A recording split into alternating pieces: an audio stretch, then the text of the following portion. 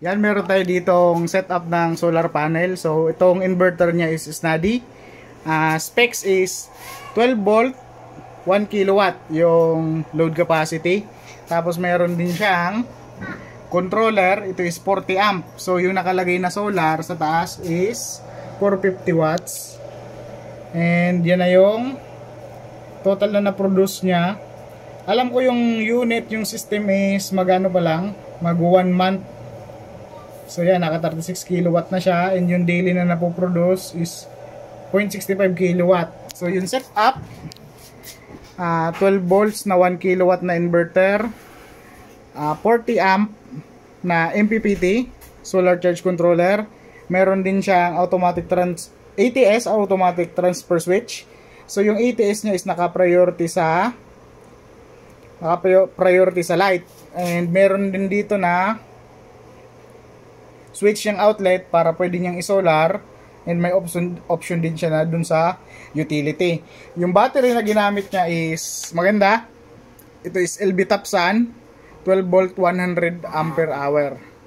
So yan, ito yung parameters ng battery, and yan, malinis ang setup. Ito pala is kaya mag-drive ng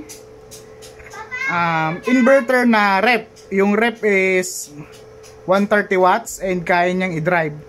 Kagandahan lang doon kasi inverter siya, kaya kaya na to. So yan yung setup. Ito na yung kanyang breaker set. Panel, battery, yung DU sa charging, yan, switch ng solar. So yan yung setup dito.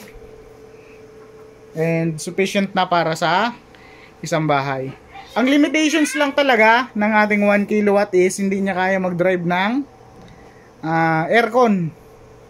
Kasi masyadong mataas yung inrush ng aircon. Pero ito, washing machine, at tulad dito sa bahay nila is kaya magpatakbo ng rep. So hindi na natin videohan yung perimeter ng bahay kasi ito lang pinaalam natin. So yan, as of now, wala pa sigurong load nakakawit dahil wala pang naka-activate na load, dahil yan, wala pa sa kanyang nag-appear. So yun yung setup niya dito. Ito is pwede mo pang i-upgrade kung sakali. Upgradable naman siya, pwede pang magdagdag kasi may espasyo pa ng isa pang battery. So total na dalawang 100 ampere hour. So 12 volt magiging 200 ampere hour. Yun yung potential na upgrade ng system na to. Siyempre kung mag-upgrade ng battery, kailangan required ka din na mag-upgrade ng panel para hindi hirap yung sa charging. Pero so far, okay yung setup, maganda, and yan, okay yan, goods.